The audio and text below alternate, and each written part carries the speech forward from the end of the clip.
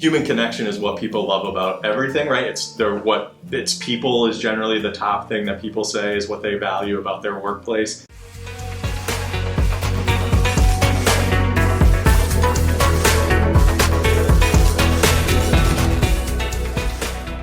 Today we have a special guest, Zach, a CEO and president of MassCPA. It's very special because actually I am in his office in Boston. So Zach, can you just introduce a little bit about yourself? Sure. Well, welcome, Rosie. It's so awesome to have you here in our office and to welcome you to MassCPAs as a new member of ours. Thank you. We're excited to have you. Sure. So I'm Zach Donah. As you said, I'm the president and CEO at the Massachusetts Society of CPAs. I've been in my role for just over 9 months, but I've worked for the association for almost 11 years. So I've had some experience with the profession with our association, and I'm thrilled to be in the role.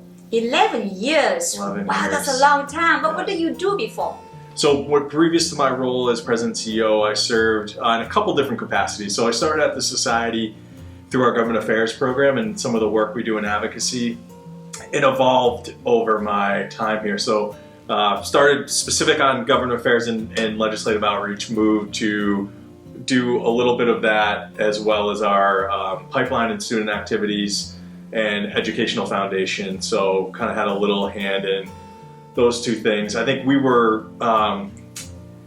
thoughtful in thinking about our pipeline challenge as not only a student outreach opportunity, but as an advocacy opportunity. And so we combined those two programs functionally, at least, probably 8 or so years ago. So I had the pleasure of working with our colleagues in those areas through that role, and then eventually became our president and CEO. Wow, that sounds like a lot of work. Yeah, it was. Yeah, it's as you know from you worked with Cal CPA and a number of other associations. These are small businesses, small organizations, and so you've got to be ready to work hard and to have a bunch of things on your plate. But it also is a ton of fun. So. Oh, I would love to be a part of that. If you need any help, yes, as I mentioned, yes. We're booking you for sure.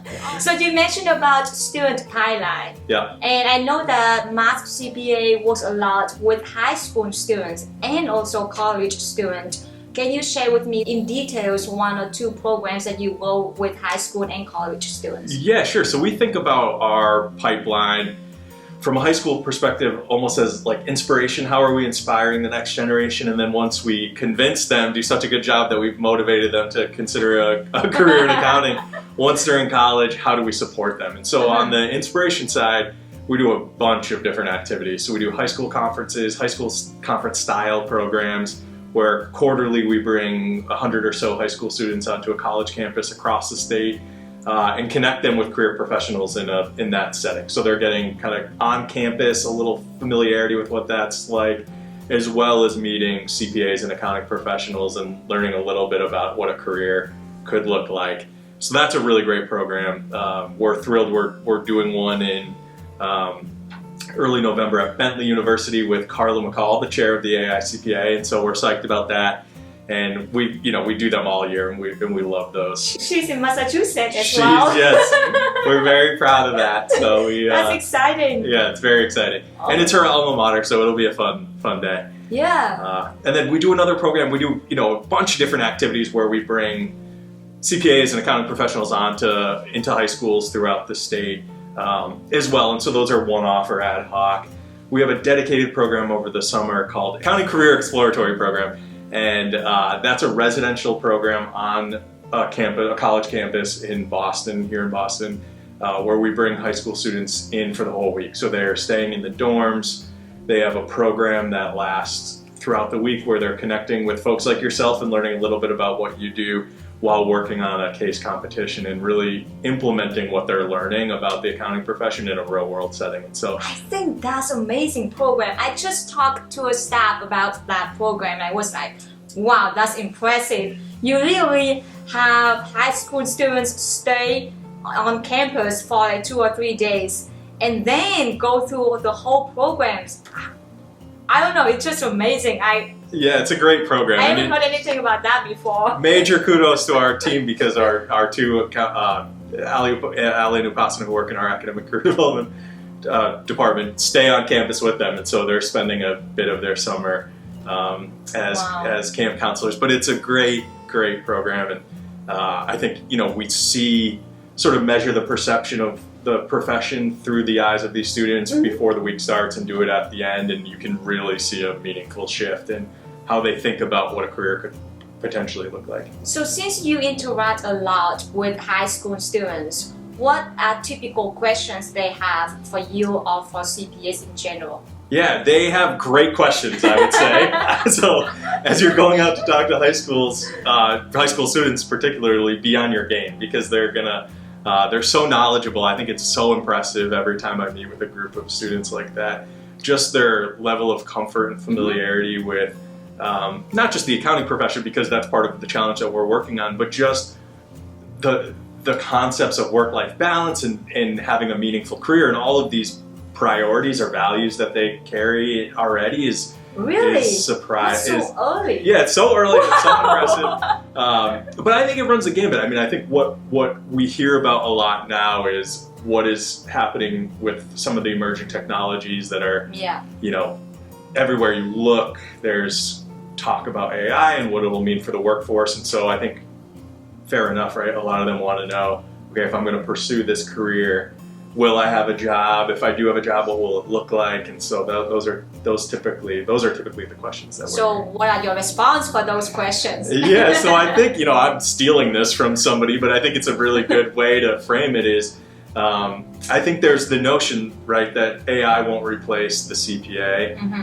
AI will replace the CPAs who don't leverage AI. And so I think this generation who's so comfortable and sophisticated from a technology perspective is so right to go into a profession that's embracing these technologies, because the learning curve will be much less steep for them. And so I think we talk a little bit about what is already going on in the profession, how firms and CPAs and finance teams are already leveraging AI to help either their business or their clients make better decisions, and are showcasing some of that in some cases. And so I think you can see their excitement ratchet up as we go, and that's a positive thing, I think. Wow, for high school students, they already think about that. I'm wondering about college students. They will be thinking even way further, like, what am I going to do 5 years, 10 years in the career, something like that. So what kind of questions college students normally ask? Yeah, I think a lot of those want to know, what's my path? What does my path look like? And I think we spend a lot of time talking to them about, sort of the golden key concept, right? The CPA credential is a golden key to open any door. And so by getting that credential, or by studying accounting and going into this profession, you can choose your own path. And I think, you're a good example of that. You have a whole career and you're doing this as a side job. But there are so many different opportunities. And so we do try to spend a lot of time. We do a program called Next Step. So it talks all about, okay, you're a junior in college, you're a senior in college. What do you want to do? How do you want to leverage your skills? Here are all the different opportunities. So really connecting them with people that are out there in the field doing some really creative work. Yes, connection. You talk about that point, because I know that a lot of students, I always recommend them that please join campus activities, make some connections, because you don't know who you're going to meet and who could help you to land your first job. Yeah. Talking about connections, I know that we have a lot of networking events at MassCPA. How often do we have those kind of events, and who you attract to those events? Yeah, it's a great question. I mean, I think at the core, associations are really conveners of people, resources, and information. And so everything we do is sort of through that lens. We do a bunch of different programming. I would say we probably have a couple dozen just strictly networking events throughout the state each year. We're doing one tomorrow at the Gillette Stadium, which is the home of the Patriots and the New England Revolution. So we'll hear from the CFO of the Revolution. Our members and some of our team will go and watch the game tomorrow night. And so there's that. We're doing a lot of cross-industry networking, which I think has been a huge interest certainly of our members, but also a huge need to really connect. CPAs are great, as you know, and CPAs love to network with other CPAs. We love networking. Love networking. But I think what we're finding is how much value there is in connecting CPAs with bankers and attorneys and CFAs and the sort of broad spectrum of financial service, professional service organizations out there. And so we're doing a lot of that now, which is great. And then of course we have all of the learning and development opportunities where we really try, especially for the learning and development that has some sort of networking component. So generally the softer essential skills trainings, we still do those in person with some sort of networking component. Do you mean like training for staffs or training for college students or like training for CPAs in general for soft skills? CPAs in general, although we try to think about our leadership, like our leadership development pipeline for all of our members. So every member from student member all the way up to late in their career professional is, when we're thinking about the resources that we're offering, how are we meeting them where they are in terms of their career spectrum? And so we have a leadership development roadmap that tries to help folks identify, okay, if you're a mid-career professional, here are the learning and development opportunities for you. If you're early career, if you're entering your career, here are the sort of resources that are cultivated based on that career step. And so I guess you're talking about conference, like emerging leaders conference. Are those kind of events you're talking about? So certainly there's that like traditional CPE piece of it, but I think there's a lot of supplementary activities that we also do that can help folks implement what they're learning in those situations. So committees and roundtables, some of the volunteer work that we talked about, if you're looking to get more comfortable in a public speaking setting, there's nothing more low risk than going out and doing it through us in a college campus or a high school setting. And so, that's kind of how we're thinking about it is, I think, workforce development broadly, not just the pipeline side, is a huge challenge for this profession. So thinking about that whole spectrum as one huge pipeline as opposed to segmented is sort of how we're approaching it. Yes, I feel like with technology right now, we focus a lot on people. We focus a lot on how to develop soft skills because those things AI cannot replace. Right, it's definitely the differentiator, right? Yes. So that's why I feel like people focus more on like how to make people connected.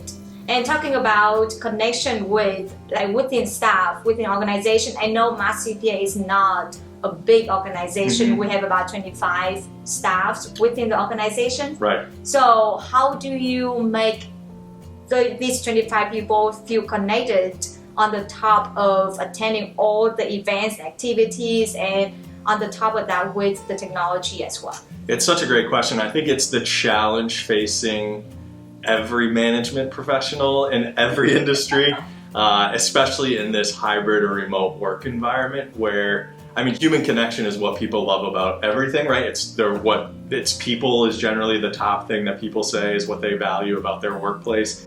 And so if you're not connecting with those people, is your satisfaction with your employer, with your job, does it increase or decrease? And so I think, wouldn't say that we found the right balance, but I do think we try to have meaningful connections when we are in person. And so really trying to be intentional about why we're bringing people together, what we want to do, what we want people to get out of it. And so I'd say that's how we handle it for our staff, but I think that's true of our membership too, is when we're bringing people together, we really want it to be meaningful and intentional. Yes, I want to bring up a very good point that when I was waiting for you in the lobby, I heard people laughing and talking in the office, and I was like, oh my God, I missed that. I work remotely 100%. Oh yeah. And so I was like, it's so nice. It is. These are good. It's a Tuesday here. So Tuesday is generally our in-office day. We have everybody here. And it is like a fill your cup day. You get to connect with all of your colleagues. We try to schedule those like in-person meaningful meetings when we're here. So we had an all-staff meeting. Or we do our all-staff meetings generally on those days. Today we're actually celebrating a colleague's birthday, so that was part of the laughter and just take a beat and eat lunch together. And so, it's fun. We all work hard, but we all really seem to like each other, and that's the best part of it, I have to say. I hope it's not just seems like, it's like you actually like each other. Yeah, we do, I think, actually like each other. But it's good that that when people are happy with their job, and then they can provide better services, better activities for high school students or college students. So people can feel that you guys enjoy what you're doing, make them feel like this career is worth for them to consider. Yeah, I think so. I mean, that's the feedback I always hear from members, is that it seems like a very cohesive team. And the impact of that is great member service, right? Yes. People are interested and excited about their jobs, and so they show up and do well for the membership, which is, our number one. We have a bunch of different values as an organization, but the number one is that members are at the center of everything that we do. And so that really translates across, I think, all of those. So for people who are listening to this podcast, I just moved from California to Massachusetts. That's why I have this interview with Zach, the president and CEO of MassCPA. But as I told you, I had such an adventure day in Boston today. I went to the wrong line, red line instead of a green line. I spent literally 3 hours this morning to get to the destination I need. Oh, thank you for doing it. But it is, Boston is not the most accommodating place if you're unfamiliar with the roads or the train situation. It's just an absolute maze. So it's I'm a happy you made maze. it. Yeah. Oh my God. MassCPA office is close to Chinatown. And so I just went to that Happy Lamb hot pot. Delicious. Oh, it's so good. Yeah. But I'm like little girl, only 115 pounds, everyone, and 5'1", but I finished 4 plates of meat. Is that right? Oh. 4 plates of meat, and then the server was surprised how much I could eat. It is delicious. So if you're visiting from anywhere, give us a call. We'll tell you all the right places. Yes, and check it out. Yeah. And maybe next time if we have a meeting, we can meet there. Yeah, that's a good idea. I should add, before we move on, other than the trains, how are you enjoying your time in Boston? Oh, it's good. I really like the weather in the fall right now. I like the colors start changing on the leaves. I see like red and yellow. It's beautiful. It doesn't rain that much anymore in the summer, because in California, it probably rains like 4 or 5 times whole year. And when I moved here in May, it rains 4 or 5 times in 1 week. Yeah. And wait for a couple more months, it'll be snowing that much. I know, right? And I was like, well, so far I enjoy the fall, so let me enjoy it for now. Yeah, enjoy it. And I will worry about that. Yeah. What about that in the winter, about snow later? Exactly. Yeah. So Good. talking about MassCPA and Card CPA, because I was very involved with Card CPA, and as you know, Card CPA is a big state society. Compared with the big state society, with MassCPA, it's not too small, but it's not as big as Card CPA. What have you done to the state society, to the community, to support CPAs as well as to support future CPAs? Do you have to compare with Card CPA or any other state society to see how can you do it better? How can you collaborate with them? Yeah, so we have a really great network of CPA society colleagues, and so really at every level within our organization, we have a whole community of colleagues at the same level who meet regularly and talk pretty regularly about what we're working on, the challenges that we're facing, some of the opportunities that we're trying to capitalize on. And so, Denise, who you know well from California. Oh, I love her. She's amazing. Amazing. She's been such a good resource for me as starting my role, but I know she's a real great friend and mentor to so many other CEOs. In part because of all the great work that they're doing in California and just how her innovative approach. And so we are spending a lot more time talking about things that we can do together. I mean, I think there are 50, give or take, 50 or so state societies around the country, which doesn't include the 4 U.S. jurisdictions. So there's even more of organizations like ours. And so I think that model doesn't translate well to a profession that now has no borders and thinks about clients from all sorts of places. And so, I mean, just thinking about your own journey in moving from California to Massachusetts. So, I think that's sort of what we're trying to think through now is what are some of the things that we can do together to help increase the value to our members across the country. Yeah, at that point, you don't need to worry about how big or small it is anymore because it's all connected. Right, yeah. Exactly. Yeah, I'd say in some ways we're fortunate here in Massachusetts in that regionally we're so small. So for I talked to Denise, who flies all over California to meet with members. I just have to drive a couple hours and I'm there. So that helps huge. I mentioned we'll be in Foxborough tomorrow night. We'll be in Worcester, which is the central part of our state, on Thursday, and that's very easy for me and our team to get out and to meet with folks. Oh, that's convenient. Yeah, at least you don't have to worry about the flying or the time consuming to commute from North California to South California. It takes probably like 1 hour at least flying. Yeah, right. And so yeah, and this is, the longest drive I have is probably 2 or 3 hours, so it makes it very easy. That's make it a lot better. Yeah. I love MassCPA process. You have so many activities. I feel like every single time I'm on LinkedIn, I see you have new activities, new posts, new pictures, and I was like, wow, there's a lot of things going on. Yeah, I'm sure you can relate just knowing sort of the firm environment, but there are so many different segments of our membership that are focused on so many different parts of the profession. And so, like Calvin in New York and Denise in California, we're really trying to think about how do you service CPA-led profession that has a whole bunch of different components that we probably didn't have to think as much about 20 years ago. Yeah, so talking about CPA futures, as you know, there are a lot of mergers going on, and people are concerned that what if they want to have their own CPA practice in the future? They're concerned that they might not be able to run those small practices because one merger after another merger, even 2 big CPA firms just merged last month. Yeah. So what do you see the future for small CPA firms? Yeah, I think we're actually already seeing it, which is, these mergers are great in so many cases, but they're not great for everybody, right? And so I think from both a client standpoint and a employee standpoint, there's a lot of shakeout. And what a lot of the shakeout is creating is new small firms. And so we are seeing that growth here in Massachusetts. We have a number of young entrepreneurial CPAs who are starting their own practices. A lot of them are sort of niche services as a way to allow for that growth. I think that maybe that traditional model of small firm that's everything to everybody is really hard to. Yeah. It's hard to see that growth right now, but I think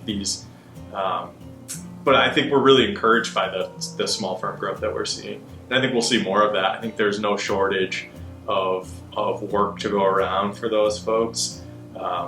And so, yeah, we're excited about that.